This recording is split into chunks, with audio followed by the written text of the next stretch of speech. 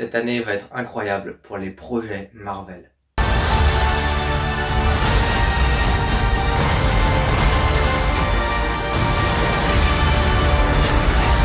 Salut, moi c'est Mythos et si t'es nouveau ici, bienvenue sur ma chaîne. Tu pourras retrouver des vidéos de différents types. On va avoir des réactions, des critiques, des analyses et bien d'autres sur différents thèmes comme le cinéma, les séries. Évidemment, on va un peu plus aller vers Marvel et One Piece, mais on pourra aussi retrouver de la musique ou du sport. Dans cette année, on va parler des différents programmes Marvel qui vont sortir en cette année 2022.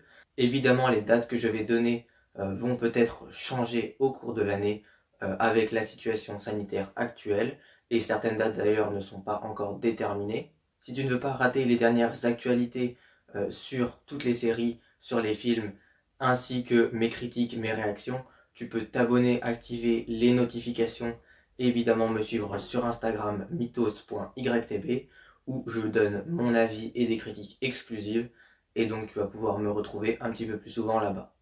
Le 30 mars, nous allons pouvoir retrouver la première série de l'année, Moon Knight.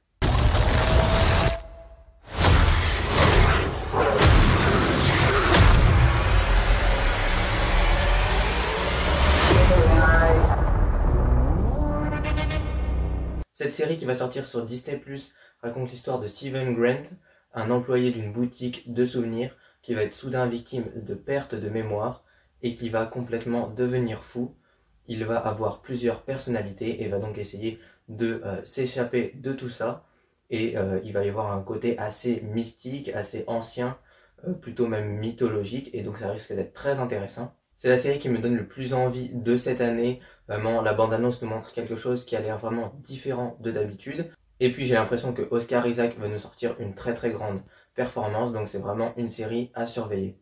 En plus, visuellement, on a eu une affiche qui est très très belle et une bande-annonce qui vraiment promet du très très lourd. Donc je sens que les personnages et l'histoire vont être intéressants et ça va vraiment être la série qui va être, je pense, la meilleure de l'année pour moi.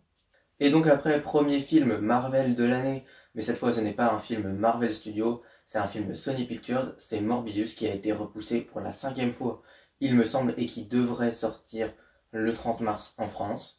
Not exactly. I have increased strength and speed, some form of bat radar. What else can I do?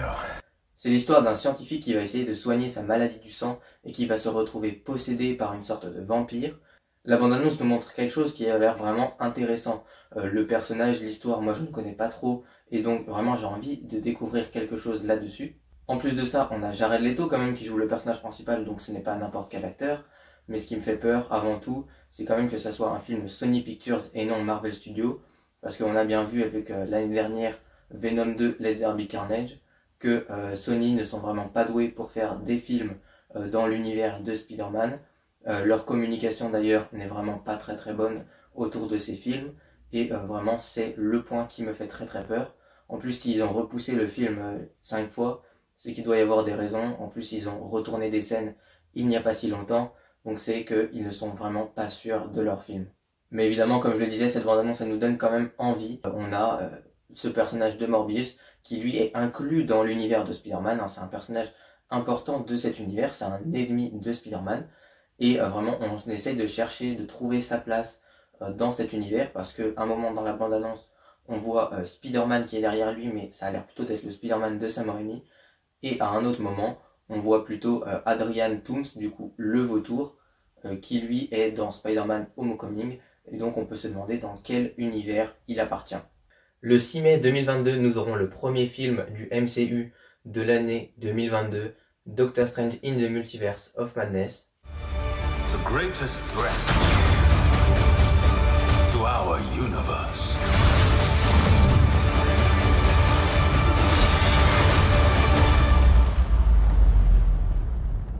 is you. Things just got out of hand. Ce film est vraiment le film Marvel que j'attends le plus de cette année et vraiment il devrait raconter l'histoire du coup de Doctor Strange qui va demander de l'aide à Wanda Maximoff pour aider à restaurer l'univers, le multivers même, car une des plus grandes menaces c'est lui-même, le Docteur Strange suprême que nous avons vu dans What If. Nous aurons aussi le retour de Karl Mordo, qui lui était gentil dans le premier film et va devenir méchant dans le second. Et on va aussi avoir l'apparition du nouveau personnage d'América Chavez, qui elle est une nouvelle héroïne et qui va vraiment s'installer dans ce film et peut-être devenir une figure emblématique du MCU par l'avenir. Ce film il est réalisé par Sam Raimi, qui est le réalisateur des 3 premiers Spider-Man qu'on connaît tous et qu'on apprécie, et d'ailleurs il devrait avoir une patte plutôt horrifique, et du coup c'est vraiment une première dans le MCU, et j'espère qu'ils vont réussir ce point et que ça ne sera pas juste quelques éléments, et qu'ils vont vraiment appuyer à fond cet argument. Et puis aussi on devrait voir plusieurs variantes de personnages qu'on connaît du MCU, et par exemple un Tom Cruise en Iron Man, parce qu'à la base il était pressenti pour jouer le rôle, mais ils ont pris Robert Downey Jr. à la place, et donc on pourrait avoir une multitude de variants ou d'acteurs qui reviendraient pour leur rôle comme les X-Men, et ça pourrait être vraiment très intéressant, sauf s'ils jouent uniquement sur le fanservice. D'ailleurs, si vous voulez voir ma réaction à la bande-annonce de Doctor Strange in the Multiverse of Madness, le lien est dans la description, elle est sortie il y a quelques temps, et je vous invite à aller la voir. Le prochain projet du MCU qui devrait sortir cet été sur Disney+, c'est évidemment la série Miss Marvel qui a été annoncée en même temps que Moon Knight.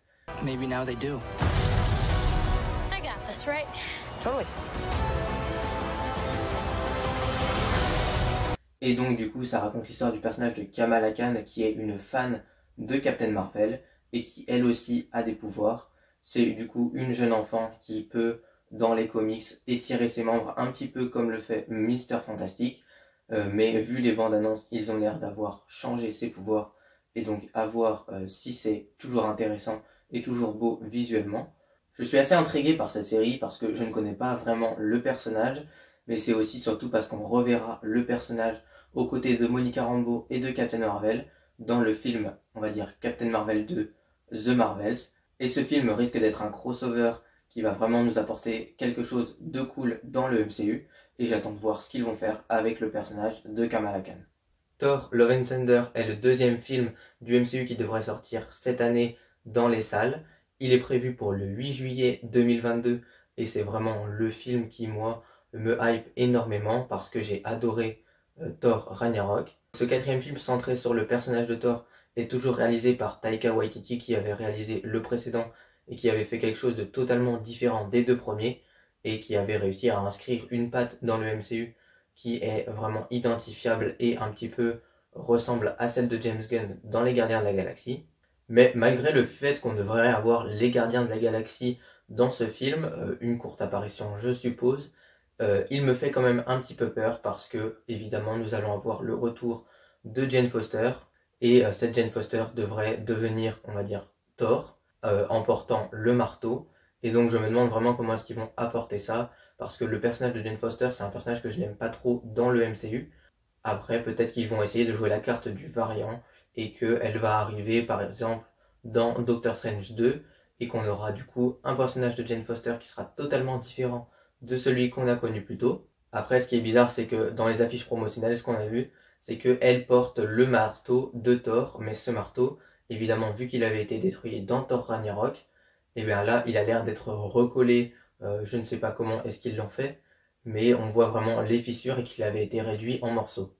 Un autre point qui me fait peur, c'est que Taika Waititi a dit que le film avait été écrit comme si vraiment un enfant de 8 ans l'avait pensé, et donc évidemment on peut penser que ça peut être sur le ton de l'humour, mais Taika Waititi vraiment c'est quelqu'un qui est capable de faire ça et qui va tout de même essayer de faire plaisir aux fans, et je pense que c'est son but principal. Mais vraiment, est-ce que ça va être un film qui va être trop centré sur la rigolade ou est-ce qu'il va y avoir un petit peu de sérieux? C'est ce qui me fait un petit peu peur, sachant que je sais que Thor, vraiment, c'est un personnage que tout le monde adore, et moi, c'est un de mes personnages préférés de l'univers, et j'aimerais bien que ce film, ça ne soit pas juste un film passation de pouvoir et qu'il soit vraiment centré sur Jane Foster, mais j'aimerais bien qu'on ait les 2 personnages qui soient vraiment côte à côte dans ce film, et que Thor soit quand même mis en avant, malgré le fait qu'il fasse peut-être partie des Gardiens de la Galaxie à la fin de ce 4e film. Après ça, on a She-Hulk, qui est une des séries qui devrait sortir cette année. Évidemment, nous n'avons pas la confirmation mais ça risque d'être très plausible parce que la série a été annoncée en même temps que Moon Knight et Miss Marvel qui vont sortir cette année. I'm Jennifer Walters. I'm a normal lawyer. Well, not that normal. These transformations are triggered by anger and fear. Don't make me angry. You wouldn't like me when I'm angry. Ça sera une sorte de comédie judiciaire où la cousine avocate d'Hulk va briser le 4e mur et donc rencontrer des personnages comme Bruce Banner, son cousin, ou même l'Abomination qu'on avait vu en 2008 dans l'incroyable Hulk, ou même dans Shang-Chi l'année dernière. C'est une idée qui est quand même originale et intéressante parce qu'on ne l'a pas vue encore dans le MCU, mais malheureusement je ne pense pas que ce soit une très très grande série. Voilà, je pense que ça va être une série un petit peu comme Hawkeye, qui va se regarder sur le ton de l'humour, et j'espère qu'ils vont quand même faire quelque chose d'intéressant. C'est vraiment une série qui est à surveiller, et puis on va regarder ça de plus près. Potentiellement une des dernières séries de l'année, c'est I Am Groot. Elle pourrait peut-être sortir avant She-Hulk, mais pour l'instant nous n'avons pas de date précise. Cette mini-série animée sera sur la jeunesse de Groot, mais moi ce n'est vraiment pas la série que j'attends le plus. Cette série, je ne vois vraiment pas son utilité dans l'univers, même si tout le monde aime le personnage de Groot. Je ne sais pas ce que ça va pouvoir apporter au MCU. En plus, vu que c'est une mini-série, on risque d'avoir des épisodes de 20 à 30 minutes. Et j'espère que Marvel va avoir la bonne idée de nous sortir la série sur 1 à 2 semaines, au lieu de nous faire un épisode ou 2 par semaine, parce que ça risque d'être très long. Et vraiment, on n'aura rien d'intéressant à se mettre sous la dent et à analyser. Potentiellement, le dernier film de cette année 2022 du côté du MCU, ça serait le 3e, sachant que l'année dernière on en a eu 4, mais pour l'instant c'est le dernier qui est prévu. C'est bien entendu Black Panther Wakanda Forever. Ce deuxième film Black Panther est prévu pour le 11 novembre 2022. Ce film est réalisé comme le premier par Ryan Coogler, qui a évidemment fait un très très bon travail, et il va traiter l'histoire de la mort de T'Challa, parce que comme vous le savez, l'acteur Chadwick Boseman est mort, et ils ont décidé de ne pas le remplacer, et donc ils vont traiter la mort du personnage dans ce film. Évidemment, ça me fait un petit peu peur ce qu'ils vont décider pour la suite du MCU, parce que nous ne savons pas qui est-ce qui va le remplacer. Peut-être que ça sera sa sœur, Shuri, ou peut-être que ça sera M'Baku, qui a priori a un rôle un petit peu plus important dans ce film. On pourrait tout simplement ne pas avoir de Black Panther et avoir le Wakanda en général. Et donc là, potentiellement, le dernier programme du MCU de l'année, ça serait Gardiens de la Galaxie Holiday Special, qui serait un court-métrage d'environ 40 minutes sur le Noël des Gardiens de la Galaxie, et qui permettrait de faire la transition entre les Gardiens de la Galaxie 2, même on va dire Avengers Endgame, jusqu'aux Gardiens de la Galaxie 3, et potentiellement un lien avec Thor 4. Il n'y a pas grand chose à attendre de ce court-métrage. Ça sera vraiment un programme de transition, histoire de se mettre quelque chose sous la dent en attendant le 3e volume prévu en 2023. Évidemment, tous les programmes n'ont pas été officialisés ou annoncés, et on pourrait avoir d'autres séries comme Armor Wars, Ironheart, ou même Secret Invasion, mais rien n'a été officialisé, et ces séries n'ont peut-être même pas commencé à tourner ou ne sont pas terminées. Sur ce, dites-moi le programme que vous attendez le plus de cette année. J'espère que j'ai fait le tour et que vous avez des idées et des envies bien précises. N'hésitez pas à vous abonner, à liker, à partager, à commenter, à me suivre aussi sur Instagram. Sur ce, c'était Mythos. Salut!